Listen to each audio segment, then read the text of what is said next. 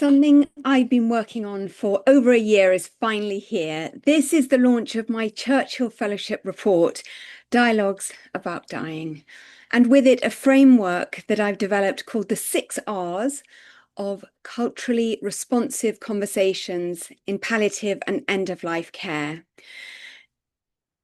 In this brief video, I'm going to walk you through what I found and what it means for practice, and why I think these 6 ideas have the potential to change how we really talk about dying across cultural difference.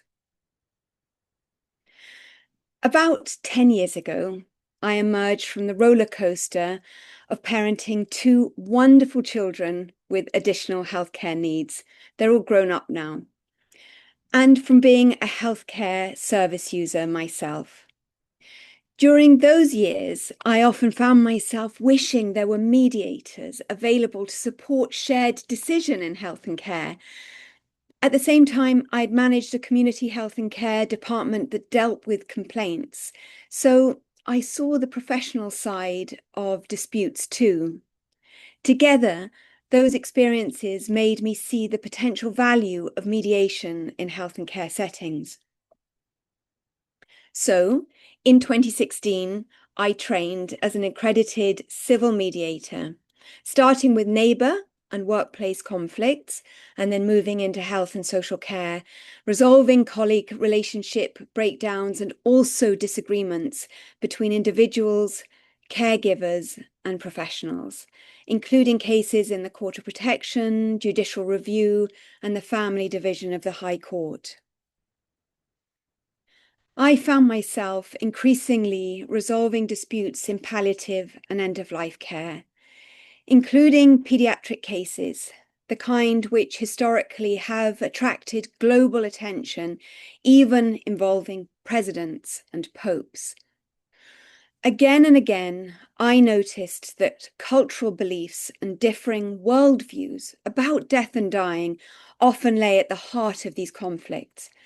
And I began to wonder whether in UK healthcare we needed a richer lexicon for these conversations. Well, the data suggested I wasn't wrong to wonder.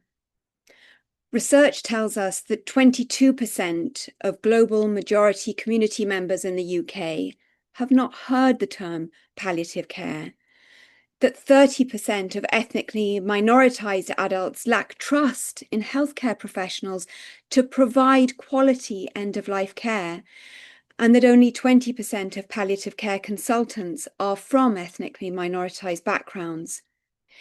In other words, health inequalities in palliative care are not marginal. I was keen to learn from experts in global majority contexts.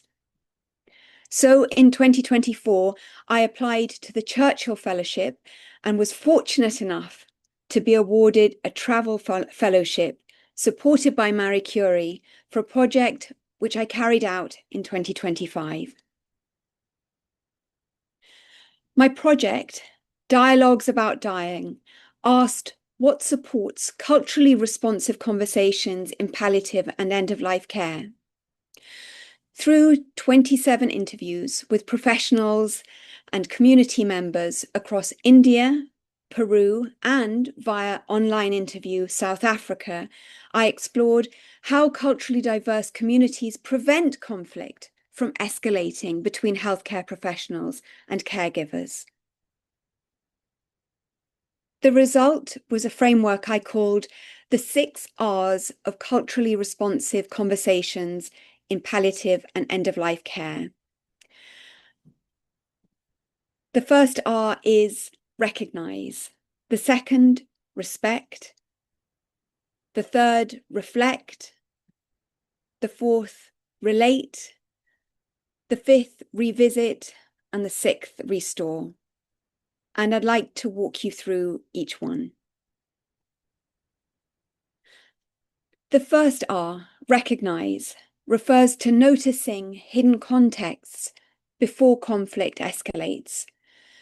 Who holds authority in the family? Whether death is culturally difficult to name.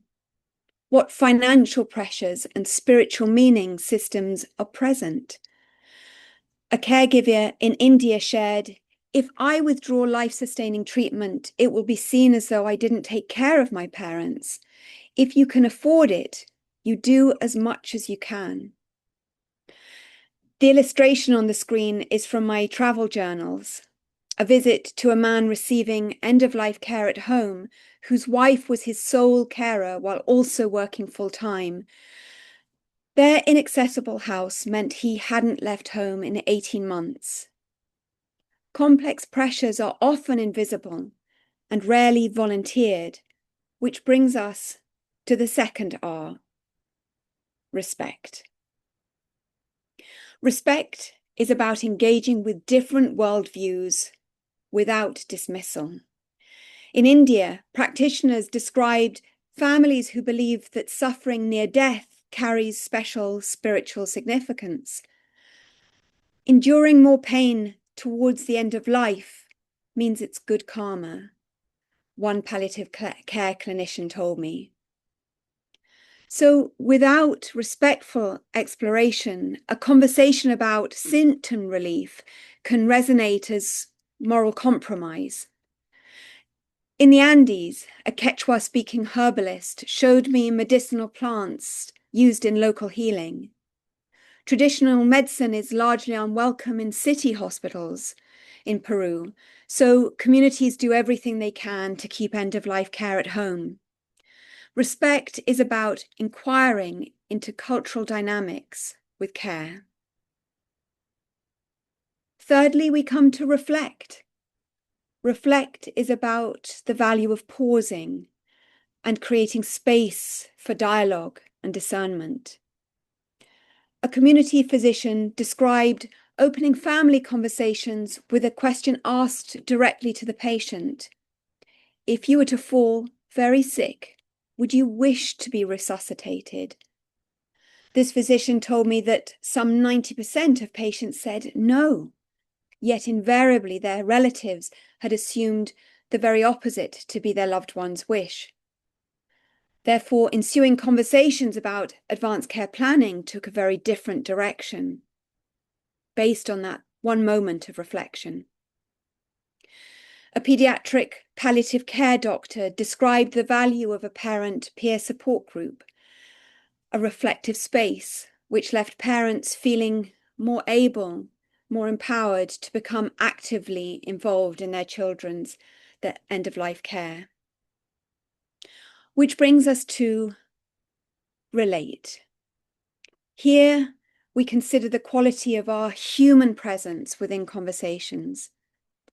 One South African physician described how a nurse connected with a dying child when the parents felt too overwhelmed to be with him on the ward.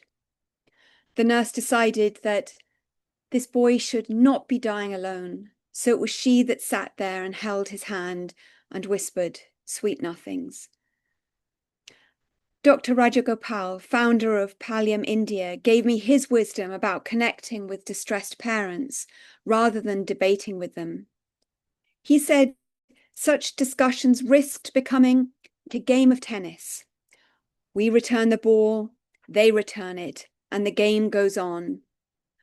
What I should do, he said, is to jump over the net, go to their side. Don't argue just yet. Sit down there. If the time comes when tears start, it's okay to hold their hands and wipe their tears, hear their part of the story, acknowledge their love. And this may be an iterative process, which brings us to number 5, revisit. Revisit acknowledges that understanding develops over time. In Peru, interviewees were candid about the harm of false hope. One professional shared, generally, the doctors lie to families and say they'll be cured. Wanting to offer hope, they create false expectations. A hospice director in Mumbai reflected, caregivers often ask us not to tell their loved ones about their diagnosis or prognosis, but I say, Imagine if the patient discovered we hadn't been open with them. They would lose trust in us. We humans need time and repeated conversations to process difficult truths. Finally, number 6, restore, invites us to restore dignity, even when agreement has not been reached. Dr. Rajagopal said of dying, "Life is more than a heartbeat. It is something that involves holding a hand or getting a kiss." A psychosocial counselor in Delhi described a good death as a death where all needs have been met: comfort, practical, emotional, interpersonal, and spiritual. And so, when relationships do break down, or agreement cannot be reached, or needs go unmet, restore is about finding ways to talk about it, to seek understanding, to express loss, and to acknowledge what happened. So what does this mean for practice? The 6 R's are certainly not a cultural checklist or a script. They're not about stereotyping communities either. They offer a practical framework for relational literacy. Their aim is to help prevent conflict escalation, to build trust across cultural differences, to support shared understanding and decision-making, and to reduce moral distress for families and professionals alike. So I'm delighted to say that my full report has recently been published on the Churchill Fellowship website, and you can pause the video and use this QR code to find the webpage and download the report. And there you will find practical guidance and conversation prompts that elucidate these 6 R's more fully. And my hope is that the 6 R's framework might offer communication support to all of those reaching across cultural paradigms at the hardest time, finding a way forward together. So my heartfelt thanks to the Churchill Fellowship and Marie Curie for making this work possible, and to the remarkable people across 3 countries who kindly, generously gave me their time and wisdom. And thanks to you for listening.